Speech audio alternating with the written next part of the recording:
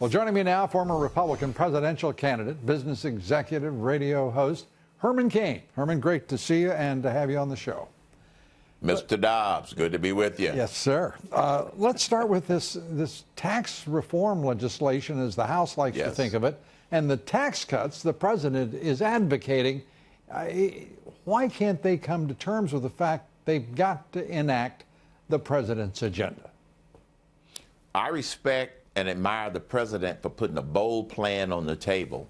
And as I expected, it gets to the House and they continue to water it down because everybody has their own pet deductions or their pet constituency that they are trying to satisfy. This is my greatest fear about where this thing is going, Lou. And here's my second greatest fear. The Senate has already said, well, we're going to start working on our version of the plan. That's the problem.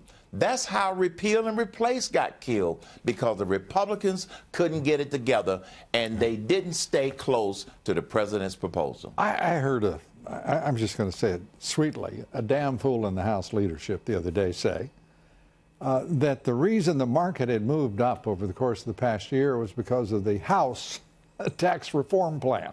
I mean, he said it with a straight face. It was stunning. And that's what we're dealing with here. The reason that the market has done what it's done, the reason that we have all of this positive enthusiasm that's exemplified in the economic metrics is because of what this president and this administration has done without their help. The only legislative victory that we have gotten has been the nomination of Neil Gorsuch to the Supreme Court. Beyond that, all the Democrats have obstructed on everything, and you got a group of rhinos who do not want to see this president succeed. That's why the American people, excuse the expression, are going to have to raise some cane. Yeah, well, it's a good expression. Well said. Let's look at where we are politically with the president in Beijing working with Xi Jinping.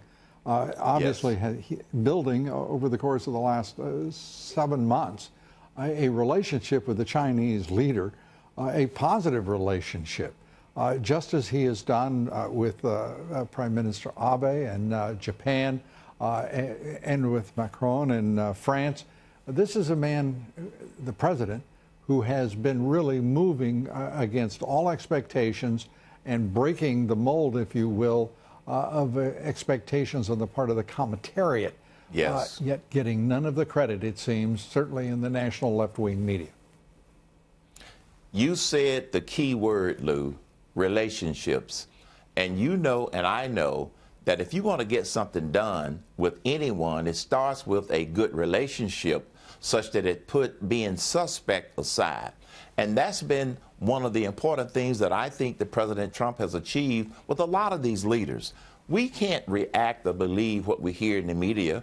This president is not trying to create foreign policy based on sound bites. He's trying to create foreign policy, good foreign policy relationships based upon establishing a relationship. And that's key, and that's very different from what we have seen in the past. And the other thing is he said straightforwardly in the campaign, he wants to accomplish things. He wants to do things. He's results-oriented. He is not a rhetorician. He is not he doesn't blather. He wants to move the needle and create concrete results in the interest of the nation. There isn't anyone that doesn't understand, who doesn't understand, in my opinion, in this country, who's paid any attention at all to the news, what this president is trying to accomplish in Beijing. That's remarkable. It is remarkable. And you hit the nail on the head again, Lou, that word results. The only ones that do not want the results that this president is trying to achieve are the members of the swamp. And that doesn't just mean Democrats, it means Democrats and rhinos. He is results-oriented, and what I admire about him is that he is not backing down and trying to learn how they do things in Washington. Because the way they do things in Washington, it's called incremental progress. This president wants bold progress on a lot of the big issues we faced.